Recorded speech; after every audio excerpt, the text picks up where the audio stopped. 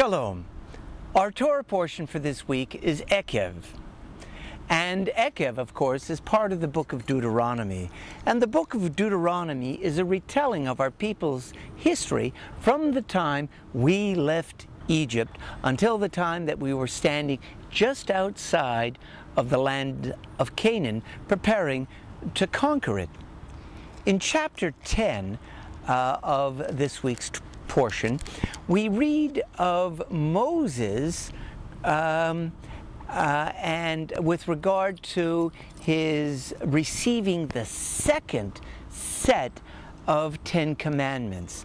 You remember in the book of Exodus, we read that Moses went up to the mountain, Mount Sinai, and brought down 2 stone tablets with the 10 Commandments written on them. Well, he discovers that the people had been worshiping the golden calf, and he throws down and smashes those first 2 tablets of the 10 Commandments, and later on he's got to go up the mountain again and get a second set of commandments.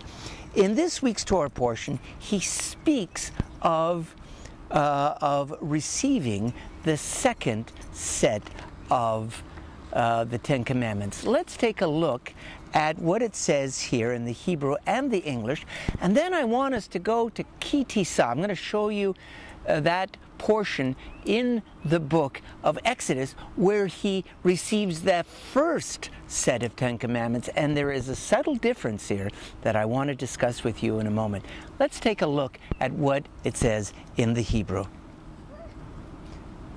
Be'et hahi amar Adonai alai, peseh lecha shnei luchot avanim karishonim va'alei alai. Hahara va'asita lecha aron etz ve'echtov al haluchot et devarim asher hayu al haluchot harishonim asher shibarta v'samtam ba'aron. Thereupon the Eternal One said to me, carve 2 tablets of stone like the first, and come up to me on the mountain and make an ark of wood. I will inscribe on the tablets the commandments that were on the first tablets that you smashed, and you deposited them in the ark. Now let's take a look at the receiving of that first set of tablets. Thereupon Moses turned and went down from the mountain bearing the 2 tablets of the pact, tablets inscribed on both their surfaces. They were inscribed on the one side and the other. The tablets were God's work, and the writing was God's writing, incised upon the tablets. I don't know if you caught it, but in the first account, that is the account of the giving of the first set of tablets, it is said that the tablets themselves, not just the words that were on the tablets, but the tablets themselves were the work of God. God had presumably hewed them out of the stone around Mount Sinai and wrote upon them and gave them to Moses. But in the second giving of the 10 Commandments, that second set of tablets, what does God say?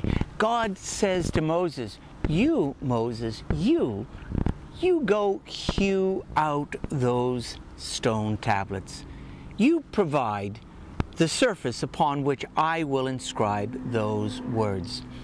Now, it may be a subtle difference, but I see a significance in these 2 versions. The first one, God making the raw materials, the stones, preparing the stones, and in the second version, the second set of 10 Commandments, that a human being must create the stones upon which God writes. It seems to me that the Torah, the words of the Torah, come from God, are created by God.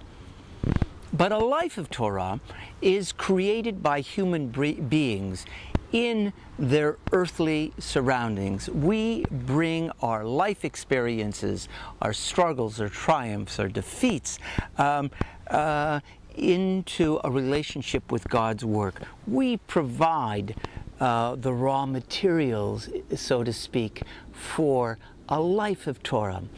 The words of Torah are God's creation, but a life of Torah is a partnership between God and people.